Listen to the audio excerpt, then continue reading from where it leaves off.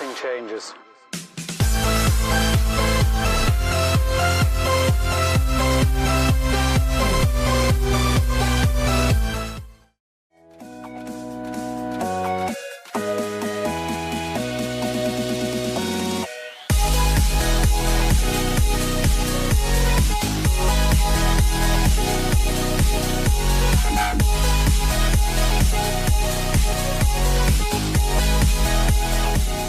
Hello everybody, welcome back to Go-To Hydroponics here in lovely Wisconsin, of course. Where else would I be? So, I know it's been a while. Yeah, well, it's been a while, I know.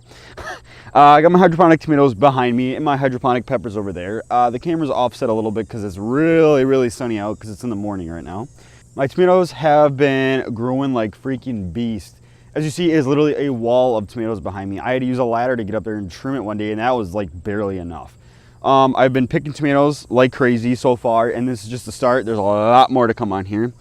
But these things are thirsty. On the hotter days, like the 80s, 90s, kind of stuff like that, they've been sucking about, I'd say 5 to 6 gallons a day. So that means out of my reservoir, which I fill up now even higher, I fill up about 27 gallons now because they drink so much because they're so big that about every 3 days I have to top it off. So I know a lot of you guys have been asking how I kind of do things. So what I'll do is I will top my tomatoes off. Let's say it's a hot week. I'll top them off about 3 times. And then I'll take a garden hose, flush out every single bucket, pump out all the old water, disgusting water, start over with brand new water, or like every 2 weeks. It depends, it depends how hot it is. Depends, if we're sucking nutrients really fast, then it's like, I would say every 2 to 3 nutrient top-offs, major nutrient top-offs. Like you're talking like 10 to 15 gallon top-offs. Water changes are a tricky one because it really depends on the temperature and the climate and all that fun stuff. Again, when it's hotter, I'll change it more frequent. When it's not as hot, I won't change it as frequent because they're not sucking as much water, of course. But again, how I do that is I take a garden hose and I flush out every single bucket. I put like a gallon or 2 water in there. It runs back to my reservoir, pump out that water. So there's fresh water, start all over. So I'll have 27 gallons in there, but then I got a gallon or so of each bucket in here. So really, I usually do a math for 32 gallons when I do a full nutrient change, which is what I'll be doing soon. So I'm gonna empty that full bucket out and then I'll add 32 gallons worth of nutrients in here, but I'm only gonna add 27 gallons worth of water. Again, that's to account for what is inside the bucket. So the tomatoes, I have a purple cream tomato, which is that dark purple, which the one I've been talking about. Let's see if I can find one. I'll take you guys for a little tour. So I got purple crim one and then a regular red one. I think there's 3 of each on here. The purple crim ones are interesting. They're very hard. First of all, they're very hard to tell when they're ripe because they don't want to come off. Second of all, they just look weird. They're cool looking, but yeah. Then to my hydroponic peppers over there, which again is growing under the masterblend nutrients as well. But I added more Epsom salt, so they've been growing a lot better since one of you guys recommended that. But they have habaneros, jalapenos, and serranos, and those are all starting to form on there pretty good. I don't have any ripe ones yet, but tomatoes I picked, I would say freaking 10 pounds the other day.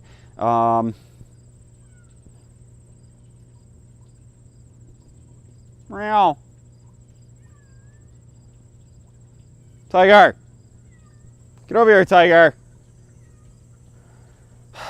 I took you guys over here, my wall of my peppers and the wall of my tomatoes.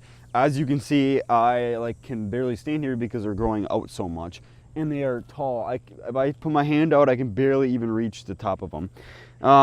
So these are my peppers. Again, we have habaneros here, bell peppers, jalapenos, and like one plant of serranos. But as you can see, they're both huge. These plants are nice and big, and my cat's over there poking around. So if you hear any meows, that's why. But let's take you guys on a little tour here, show you how my tomato plants are doing. Meow. Hey, come here, Tiger. Meow. Meow. Hey, you're gonna fall off, cat. As you can see here, my cat's gonna join us and roll around in the dirt for a while. So, okay, purple crim tomatoes. Here we go. Look at that. It's a nice dark purple. It's a very odd, like it looks cool. They're big.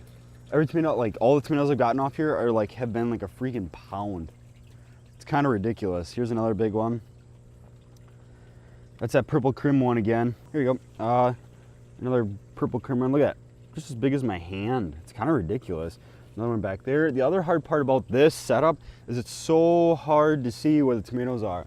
Like you have to dig, like there's a little, you see a little red back there? Yeah, that's how hard they are to see. It's kind of a pain in the butt. Tiger, what are you doing? We got a bunch more tomatoes here that aren't ripe. Come around the back side. There's a nice good sized one. They're all over. They're hidden very, very, very well. Here, I'll show you guys up to the top. And if I reach from the ground, I can barely reach the top of them. Barely, barely. But I mean, it really is a wall. As you can see, you're starting to see more red ones, which they should be coming ripe the next day or two. They're so pretty though, I like them. They're good tasting, I love them. Now, if I go show you guys my wall of peppers, here's my habanero plant. Half the plant rotted off because the hydroponic, it must have got too much water up here and actually the plant fell off and it fell on the ground. I took some of the green habaneros and we'll see where that takes me. I'm not so sure yet though. There they are though, little spicy things. I think this is a bell pepper. As you see, that one's starting to turn. Well, this plant was, the first one I had in here like tipped over and basically died. So I threw another one in here. Well, it didn't catch on as fast as the other ones. Because here's my jalapeno plant. Look how tall that thing is. Very, very large one. It's got nice little jalapenos on here starting out. And we are in August too. So it's like, ooh, we're getting a little towards the end of the season for peppers. I wish they were bigger, but whatever. Another jalapeno plant. Another jalapeno plant. Should have put tomato cages on these because these are all starting to tip over. And then serranos. The serrano plant goes from up there, then droops down past the bucket and goes all the way down to like right here. These little long looking things. I don't have any ripe ones yet. They're all green so far. I don't see any bits of red. I'll take you guys to my reservoir here. And I see we have two visitors, two frogs. And yes, they can get out. I was making sure the one day there's a frog right up there sitting in there. And there's a frog down there almost sitting in the water. But I'm assuming they've been sitting here because it's actually been pretty dry in Wisconsin lately.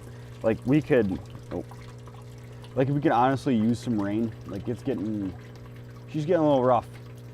But yeah, what I'm gonna do today is empty all this out because I've topped it off last time and it's getting to be that time. Hey. It's getting to be that time to flush the nutrients out and start from scratch again, as you hydroponic growers know. I'll be doing the same with the peppers because it's been about 2 weeks since I've even added water or touched that, because peppers don't suck nearly as much water as these things do. Okay, let's talk about my nutrients a little bit. Again, I use masterblend nutrients, which I have an Amazon affiliate link in my description below. This year I had to buy, I think I bought the 2.5 pound kit first, but then I was like, ooh, I'm getting close to be running out. But again, remember, I'm using two 27-gallon reservoirs, so that's quite a lot of nutrients right there. So when I mix it up, that's almost 80 grams of master blend I have to use just for this one. Then if I mix up fresh for that one, it's another 80. So it's another 80, so that becomes, you have to have quite a lot of nutrients. So I end up running out. So I bought the 12-pound kit, or 12.5-pound kit, something like that, which isn't terribly expensive compared to the Flora series. So that's why I really like Master Blend. It's a lot cheaper, and the tomatoes freaking love it. I mean, they are massive. But yeah, that's the latest and greatest update so far. I think I'll make a video on for you guys on how I mix up nutrients. I'm trying to better my videos a little bit. I'm trying to keep them more still and trying to do some new filming techniques. I also have a better audio microphone, as you can see. Hopefully it sounds a lot better because this is my second time recording this video. The first time I was walking around with it and the microphone was hitting the stand and it kept going dun, dun, dun, dun, in the video, and I was like, I need to do it again because that is not good enough for you guys. The other thing is I do have an Instagram page as well that I'll be posting some more pictures on. But yeah, I'll have Facebook and Instagram links below as well. You guys check me out on there. I'll post some pictures. It's a little easier to post pictures than videos. Videos take some more time, but that'll be another way to see what I'm up to. Hit the like, subscribe, comment, I don't know. You guys do what you do. And I will see you guys next time.